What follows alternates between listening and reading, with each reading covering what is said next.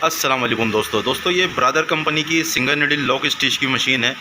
दोस्तों आज मैं इस मशीन के बारे में आपको ये बताऊंगा कि इसका जो कटिंग नाइफ़ का फुल असेंबली किस तरीके से खोला जाता है, किस तरीके से फ़िट किया जाता है और कौन कौन से जगह की टाइमिंग बांधी जाती है जिसकी वजह से हमारा नाइफ़ पूरा या कटर काम करना शुरू कर देता है। तो आइए दोस्तों वीडियो को स्टार्ट करते हैं। दोस्तों इस मशीन के कटर का आपको A to Z सेटिंग बताऊँगा।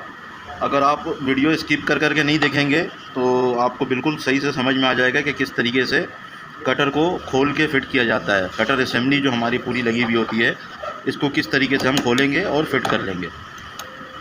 तो मैंने छोटी छोटी वीडियो भी बहुत सारी अपलोड करके रखी हुई है। ये एक वीडियो में थोड़ा लंबा बनाऊंगा ताकि, क्योंकि छोटी वीडियो में कुछ लोगों को समझ में आ जाता है और कुछ लोगों को समझ में नहीं आता है।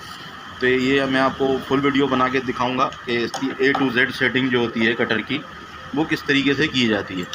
अगर ये वीडियो आप देख लेंगे तो अगर आप पैसा लगा के मशीन मैन्युफैक्चरिंग करेंगे तब भी आप उसको मैन्युफैक्चरिंग कर लेंगे। कि इस तरीके से मैं आपको समझाने वाला हूँ कि पूरे कटर असेंबली को किस तरीके से खोला जाता है और किस तरीके से फिट किया जाता है।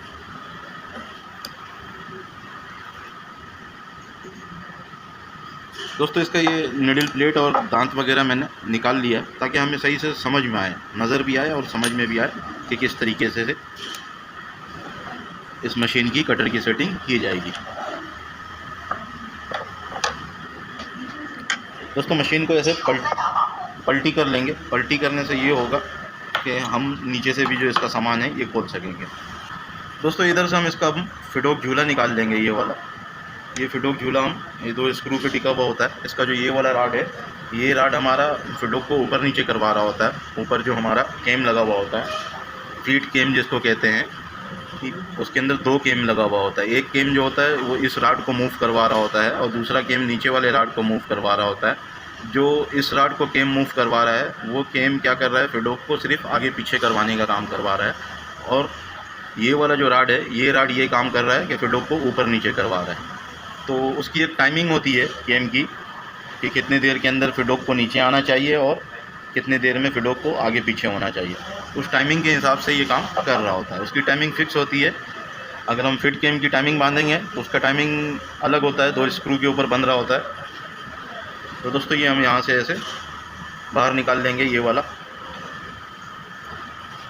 इस तरीके से ये हमने, ये राड है, फिडोक राड है, इसी के ऊपर हमारा फिडोक टाइट होता है। इसको फिडोक होल्डर राड भी कह सकते हैं। ये ब्लॉक है। अक्सर इस ब्लॉक के अंदर भी चाल आ जाता है। ये ब्लॉक अगर ऐसे इसके अंदर चाल आ जाए तो ये पिन जो है यहाँ तक का लगा हुआ होता है। इस पिन को हम नया लगा देंगे तो ये चाल ख़त्म हो जाता है इसका। तो ये हमारा तकरीबन खुल गया है। दोस्तों ये हमारा पोजीशन फिंगर यहाँ पे लगा हुआ है। इसको ओपनर भी कहते हैं, पोजीशन फिंगर भी कहते हैं, फिंगर भी कहते हैं।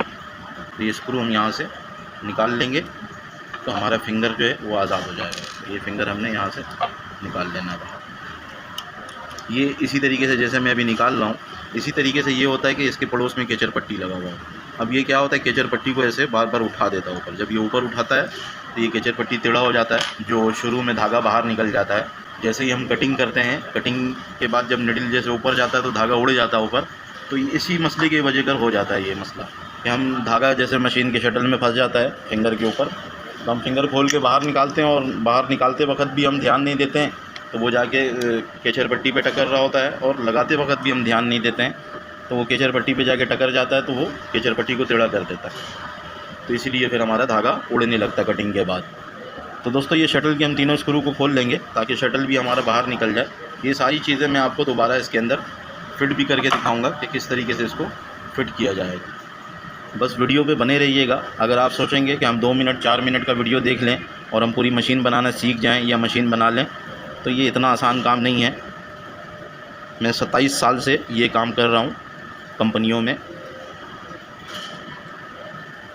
तो आसान होता तो कंपनी फिर इतना बंदा नहीं रखता मैकेनिक और काम उसका चलता रहे।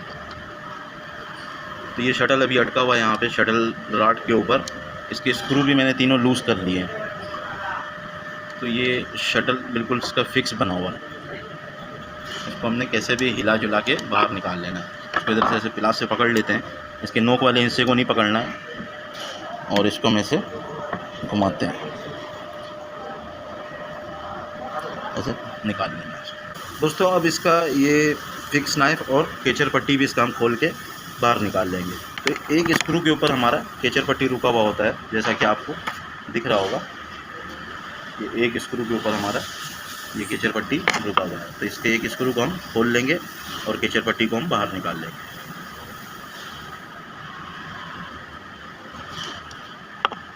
दोस्तों अगर इसका स्क्रू गुम हो जाए तो इसमें जो है ये बूट स्क्रू जो हमारा सिंगल निडल के ऊपर लगता है, ये वाला, ये सेम चूड़ी एक जैसा होता है। आप इस स्क्रू को थोड़ा सा काट के छोटा करके इस मशीन के ऊपर लगा सकते हैं। इस केचर पट्टी की जगह पे अगर इसका स्क्रू आपसे ख़राब हो जाए या गुम हो जाए तो ये आप लगा सकते हैं। दोस्तों इसी तरीके से हमारा ये जो फिक्स नाइफ है ये भी एक ही स्क्रू पे रुका हुआ है। जो हमारे पुराने मॉडल की मशीन आती थी उसके ऊपर हमारा 2 स्क्रू लगा हुआ होता था फिक्स नाइफ के ऊपर, और उसका बनावट बिल्कुल ही अलग होता था। ये मॉडल जब से आया है तो वो मॉडल अब मार्केट में कम दिखता है। ये मॉडल हमने आज से 20 साल पहले ब्रादर की मशीन में सबसे पहले देखा था, ब्रादर वालों ने बनाया था ये। फिर उसके बाद अभी ये हर चाइना मशीन हो गई या कोई से भी जोकी हो गई, डोमा हो गई, जीएमसी हो गई, जैक हो गई, ये सारी मशीनों में यही नाइफ डल के आता है, यही सिस्टम सारा ये डला हुआ होता है इसके अंदर। अगर आपके पास किसी भी ब्रांड का मशीन है तो आप उसके अंदर अगर इस किस्म का नाइफ लगा हुआ है तो समझ लें उसकी सेटिंग जो मैं ये बता रहा हूँ इसी तरीके से उसकी सेटिंग आप करेंगे तो वो हो जाएगा। दोस्तों ये हमारा फिक्स नाइफ है।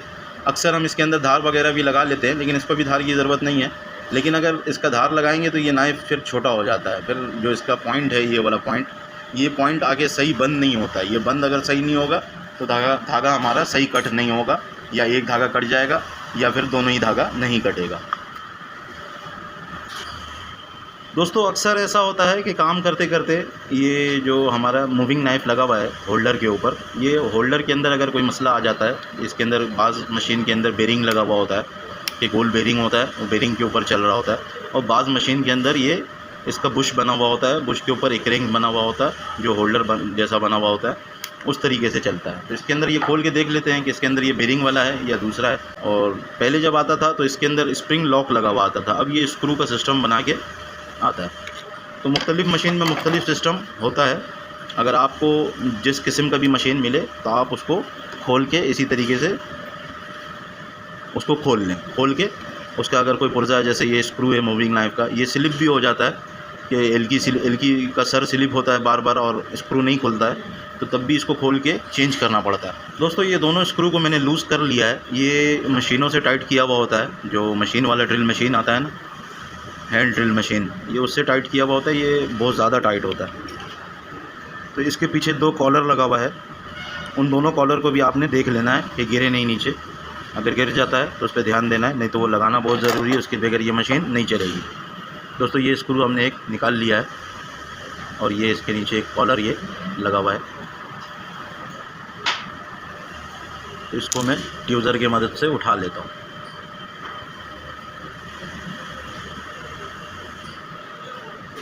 ये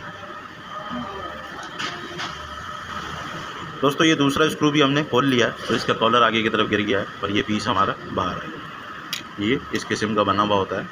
मशीन अगर बहुत ज़्यादा पुरानी हो गई है, 10-12 साल पुरानी मशीन है, तो इसका ये पट्टी भी कट जाता है यहाँ से, तो ये भी बनवा के या आप नया मार्केट से लेके लगा सकते हैं। दोस्तों इसके बाद हमारा ये 2 स्क्रू आ जाता है। ये कनेक्टिंग लगा हुआ है, इसको चांद कनेक्टिंग कहते हैं। ये चांद जैसा बना हुआ होता है, इसको भी हमने खोल लेना। ये सिंपल स्क्रू की केम स्क्रू लगा हुआ है इसके ऊपर। स्क्रू के अंदर ही केम बना हुआ है और उसके आगे चूड़ी बना हुआ है। जब ये मूव होता है ऐसे तो उसको भी मूव करवाता है। तो इसका ये दूसरा कॉलर भी हमारे पास निकल आया। तो ये स्क्रू हम खोल लेंगे तो हमारा ये मूविंग होल्डर जो है ये पूरा बाहर आ जाएगा। ये बॉडी के अंदर चल रहा है, ये बॉडी के अंदर दिख रहा है। ये बहुत यानी कि डल क्वालिटी में बना हुआ है। अगर सही क्वालिटी में बना हुआ होता तो अंदर से बुश एक बाहर आता और उसके ऊपर बेरिंग लगता और ये उसके साथ सही चलता। तो चल तो ये भी जाता है, ऐसा नहीं है। दोस्तों ये हमारा यहाँ तक का मशीन खुल गया है। अब इसके आगे खोलते हैं इसका नाइफ असेंबली पूरा किस तरीके से बाहर निकाला जाएगा। दोस्तों इसका ये मूविंग लीवर खोल लेंगे। ये मूविंग लीवर हमारा 4 नंबर की एलकी का स्क्रू लगा हुआ है, इसके साथ रुका हुआ है और इसके साथ एक स्प्रिंग लगा हुआ है जो ये पूरी असेंबली को ऊपर ले जाने का काम करता है, यानी कि वापसी अपने जगह पे ले जाने का काम करता है। ऊपर का मतलब ये कि ये इधर से नीचे आया और ये वापसी अपने जगह पे ले जाने का इसको काम करता है। तो ये 4 नंबर की एलकी का स्क्रू जो है इसको हम लूज़ करेंगे। 4 नंबर की एलकी के स्क्रू को हम लूज़ कर लेंगे तो इसका जो ये मूविंग लीवर है ये खुल के बाहर आ जाएगा। इसके ऊपर ये स्प्रिंग लगा हुआ है, स्प्रिंग को हम उतार लेंगे यहाँ से, या वैसे भी आप खींचेंगे तो ये बाहर आ जाता है। ये हमारा मूविंग लीवर है। इसके अंदर एक रबड़ लगा हुआ होता है जो बॉडी को ख़राब होने और इस पीस को टूटने या ख़राब होने नहीं देता है। तो रबड़ ये मुद्दत के साथ या वक्त के साथ साथ ये पिघलना शुरू हो जाता है। तो आप इसके जगह पे दूसरा कोई फाइबर का रबड़ या कुछ भी लगा सकते हैं। इसका साउंड भी कम करता है। जब ये वापसी जाके ऐसे टकरता है तो साउंड भी बहुत ज़्यादा होता है, टक टक करके आवाज़ आता है, तो वो भी कम हो जाता है दोस्तों। अब इसके आगे हमारा इधर एक बुश लगा हुआ है। ये बुश अक्सर टूट जाता है, यहाँ से ये टूट जाता है तो इधर 2 नंबर की एलकी का स्क्रू लगा हुआ होता है, उससे हम इसको खोल लेंगे। बाज़ मशीन में 2 नंबर की एलकी का स्क्रू लगा हुआ होता है, बाद में 2.5 का या 3 का लगा हुआ होता है। ये इसमें 2 नंबर का नहीं लगा हुआ है, 3 नंबर की स्क्रू देख लेते हैं। ये 3 नंबर की एलकी का स्क्रू इसके अंदर लगा हुआ है। इसको हम खोल लेंगे तो ये बुश यहाँ से चोट मारेंगे तो बाहर आ जाएगा दोस्तों। इसका ये केम असेंबली खोल लेंगे और ये यहाँ पे ये एक स्क्रू लगा हुआ है, इसको हमने लूज़ कर लेना है और इस तरीके से इस साइड से हम इसको खींच लेंगे। इसको इस साइड ऐसे दबा के रखना और इधर एक स्प्रिंग लॉक लगा हुआ होगा तो उसको हम निकाल लेंगे। ये स्प्रिंग लॉक हमने यहाँ से ऐसे बाहर निकालना लाजमी है, नहीं तो ये निकलेगा नहीं बाहर। तो स्प्रिंग लॉक हमने बाहर निकाल लिया है, ये स्प्रिंग लॉक निकल आया बाहर। तो इसको हम साइड पे रखते हैं और साइड पे रखने के बाद ये जो इस शाफ्ट के ऊपर मूव हो रहा है, इस शाफ्ट को हम इधर से खींच के बाहर निकाल लेंगे। तो शाफ्ट को हम इधर से पकड़ लेंगे, इस जगह से ये थोड़ा थोड़ा दिख रहा है। इधर से इसको अगर मैं ऐसे मूव करता हूँ तो इधर से ये शाफ्ट बाहर आ रहा है। इस तरफ ये कट मार्क है दोस्तों। यहाँ पे ये आपको कट मार्क दिखेगा, ये जहाँ पे हमारा स्प्रिंग लॉक लगा हुआ था, तो इसको हमने इस तरफ ऐसे धक्का दे के रखना है और इस जगह से हम शाफ्ट बाहर की तरफ हमें दिख रहा है तो हम इसको पकड़ लेंगे, पिलास की मदद से ऐसे पकड़ लेना है। और ये जो असेंबली है हमारा कटिंग असेंबली, ये असेंबली को हम पीछे की तरफ धक्का देंगे ऐसे।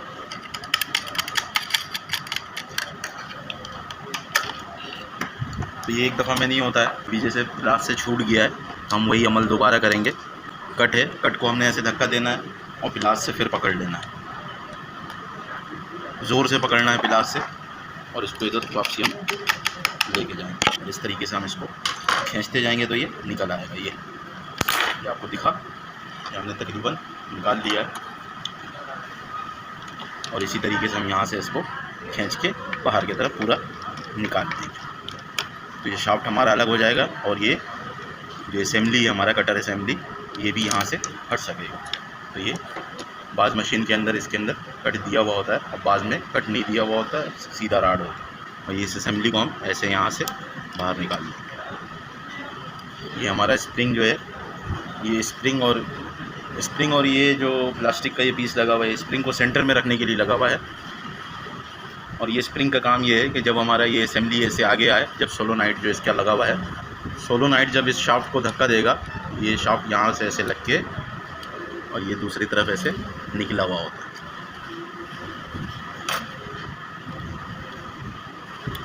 इसका ये स्क्रू जो है, ये 1-2 चूड़ी लूज़ करना है क्योंकि इसके अंदर कट बना हुआ है, ताकि शाफ्ट हमारा अंदर जा सके। ये शाफ्ट इस तरीके से लगा हुआ होता है।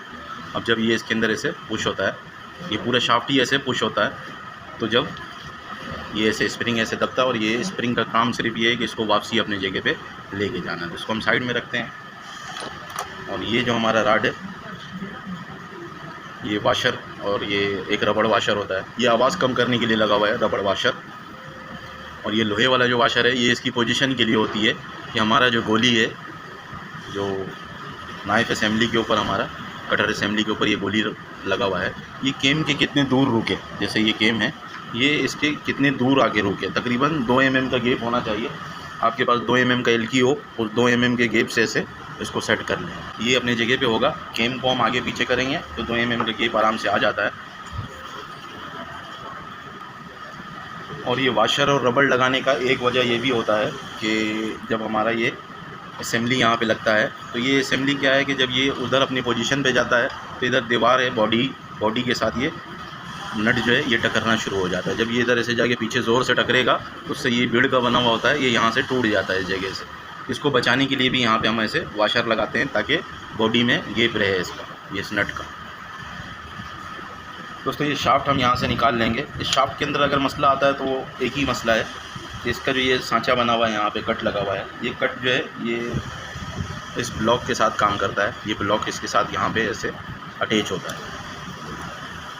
ये ब्लॉक ऐसे अटैच होता है, जब हमारा नाइफ असेंबली ऐसे मूव होता है तो इस रॉड को भी ऐसे मूव करवाता है, तो तभी हमारा मूविंग नाइफ आगे आता है। तो इसका ये सांचा बड़ा हो जाता है। अगर ये बड़ा हो जाए तो ये नया मार्केट में आसानी से मिल जाता है, इसको भी लेके आप लगा सकते हैं। दोस्तों इसके आगे आ जाता है हमारा ये करंट कॉइल, इसको हम सोलोनाइट कहते हैं और ये करंट कॉइल भी कहते हैं लोग इसको, और मैग्नेट कॉइल भी इसको लोग कहते हैं।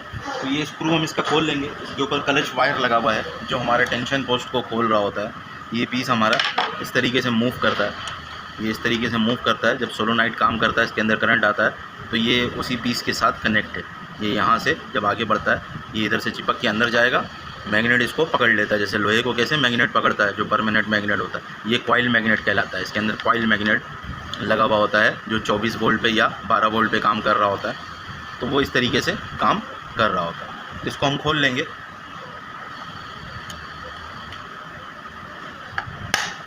स्क्रू बहुत ज़्यादा टाइट है तो इसलिए मैंने थोड़ा सा चोट मार के इसको खोल लिया है, और इसके स्क्रू को हम निकाल लेंगे। ये केम वाला स्क्रू है, इसके पीछे केम बना हुआ है और आगे के साइड पे थ्रेड बना हुआ है, यानी कि चूड़ी बना हुआ है।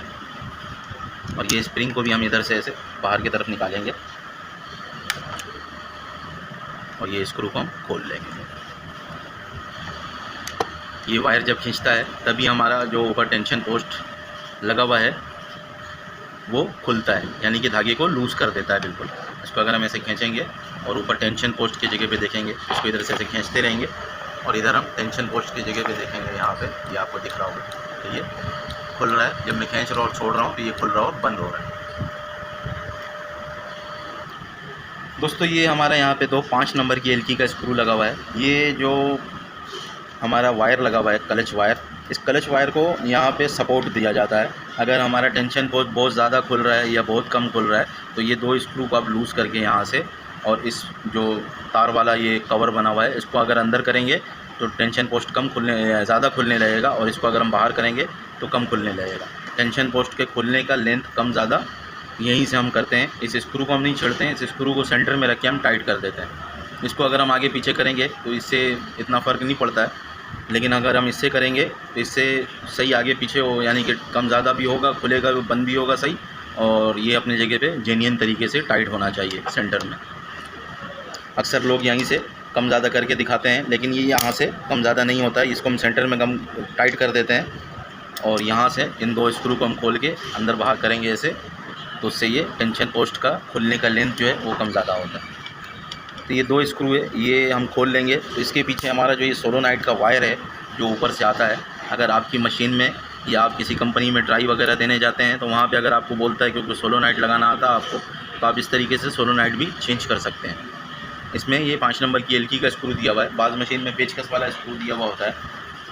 तो बात एक ही है, काम दोनों एक ही करता है, भले स्क्रू पेचकस वाला हो या एलकी वाला हो। तो उसको आपने खोल लेना है, और ये खोल के मैं इसको साइड में कर लूँगा।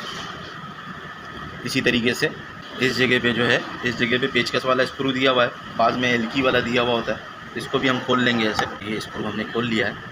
अब आपने क्या करना है, अगर सोलोनाइट चेंज करना है, यानी कि ये करंट कॉइल अगर चेंज करना है, तो ये जो तार जा रहा है ये ऊपर यहाँ रबड़ से बाहर निकल रहा होता है, उसको बाहर से आज़ाद कर लेना है। जो इसका ये वायर जिस जैक के अंदर जाके लगा हुआ होता है, उस जैक से इस तार को आज़ाद कर लेना है और उसको इधर खींचेंगे तो ये पूरा सोलोनाइट बाहर आ जाता है हमारा। दोस्तों ये बाज़ मशीन में इस पिन के अंदर स्क्रू दिया हुआ होता है और बाज़ के अंदर एलकी स्क्रू दिया हुआ होता है। तो इसके अंदर 2.5 नंबर की एलकी का स्क्रू लगा हुआ है। ये भी मैं आपको पूरा खोल के दिखाता हूँ कि अगर इसमें कोई रिपेयरिंग का काम आ जाता है तो वो किस तरीके से किया जाएगा। दोस्तों ये हम 2.5 नंबर की एलकी से खोल लेंगे यहाँ से ऐसे। इसको हमने 2-3 चूड़ी लूज़ कर लेना है। वैसे तो इसके अंदर कोई कट मार्क वगैरह होता नहीं है, लेकिन अगर कंपनी डाल भी देती है तो आप कुछ कर नहीं सकते हैं।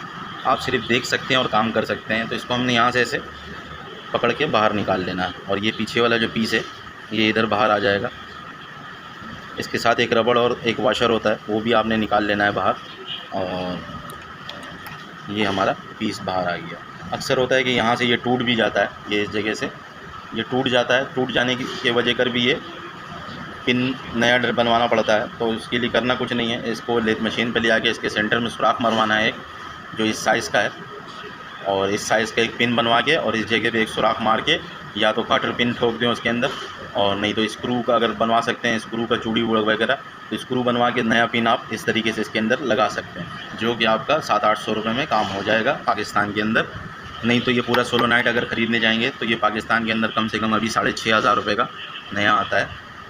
तो दोस्तों कटिंग असेंबली का जितना भी तकरीबन आइटम है वो सारा मैंने खोल दिया है, ये इधर सारा रखा हुआ है। दोस्तों उम्मीद करते हैं मेरी वीडियो से आप लोगों को कुछ सीखने को मिला हो। अगर कुछ सीखने को मिला है तो मेरी वीडियो को अपने दोस्त यारों के साथ लाजमी शेयर कीजिएगा और अपने जॉब पार्टनर के साथ भी लाजमी शेयर कीजिएगा। आप में से कोई भाई अगर मुझे पहली दफ़ा देख रहा है या सुन रहा है तो मेरे चैनल को सब्सक्राइब कर लीजिएगा और बेल आइकन भी लाजमी प्रेस कीजिएगा, ताकि इस किस्म की मैं कोई भी टेक्निकल वीडियो बनाऊँ तो उसका नोटिफिकेशन भी आपको सबसे पहले मिल जाए। दोस्तों ये खोलने की वीडियो थी। अब अगर इसके बाद मैं अगली वीडियो बनाऊँगा, ये सारे फिट करके आपको सिलाई निकाल के कटिंग करके दिखाऊँगा। एंड दोस्तों अल्लाह हाफिज़।